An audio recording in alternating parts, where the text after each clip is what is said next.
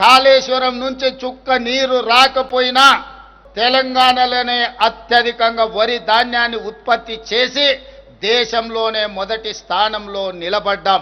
Kaleshwaram project లేకున్నా పంట బాగా పండిందన్నావు, అది పచ్చి అబద్ధం. మళ్ళీ చెప్తున్నాను, ఇలా ఈ నీళ్లతోనే గత 2 సంవత్సరాలు కూడా నువ్వు ఈ మోటార్లు ఆన్ చేసి మిడ్మానేర్ నింపి, ఎల్ఎండి నింపి, కాకతీయ కెనాల్ ద్వారా, అదేవిధంగా రంగనాయక సాగరు, మల్లన్న సాగరు, కొండపోచమ్మ ఇవన్నీ నింపడం వల్లనే రైతులు పంటలు పండించిండ్రు.